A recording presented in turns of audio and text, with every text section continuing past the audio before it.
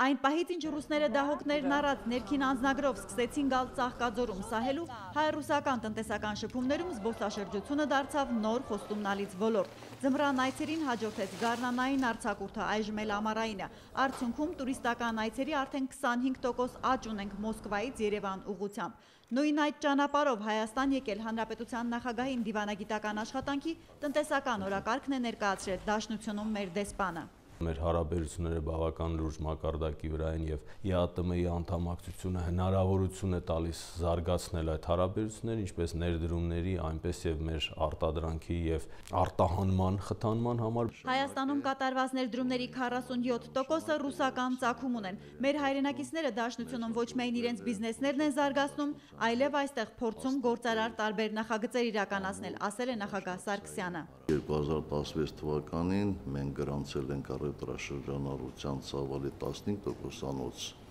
աճ եւ որ մեզ համար շատ կարեւոր է արտահանման 50%-անոց աճ,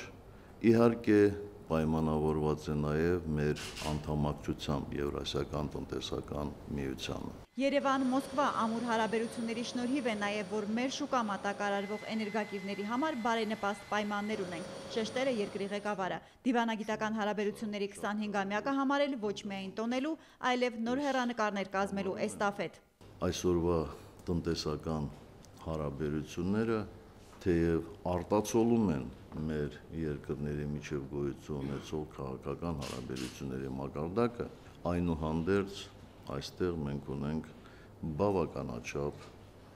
ռեզերվներ։ Ապրանքաշրջանառության վիճակագրական թվերին բոլորն են ծանոթ։ Դեսպան Տողանյանն իր այժմյան ամենակարևոր խնդիրը համարում է առաջին ձեռքից ծանոթանալը։ Տնտեսության ինչ ոլորտներ ենք առաջնահերթ զարգացնում, որտեղ արտոնություն ունենք, որ ճյուղն է առաջիկայում ավելացնելու արտահանվող ապրանքի ծավալը։ Հենց այստեղ է, որ Սերժ Սարգսյանից լսել է հանդիպման սկզբից սպասված հարցը։ Կան արդյոք խոչընդոտներ,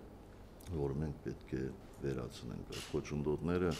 կարող են լինել տարաբնույթ, պայմանագրային դաշտից սկսած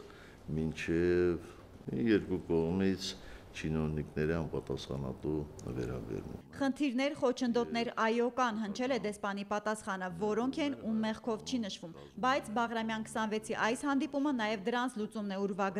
գծել առաջիկա անելիքների ճանապարհային քարտեզը։ Լուրջ հանձնարարություններ են եղել եւ արտահանման, խթանման եւ արտադրողների շահերի պաշտպանման եւ ֆինանսական շուկայի տարբեր խոչընդոտների, այդ թվում նաեւ հարցեր կախված մեր միգրանտների վարորդական իրավունքների օգտագործման եւ նրանց կեցության հարցերի լուծմանը։ Առաջադրանքների այս ցուցակը դեսպան Տողանյանի աշխատանքային օրացույցում կլինի մի քանի ամիս, մինչև հարցերին լուծում տան։ Ռիվնե Բադասյան, օրակարգ։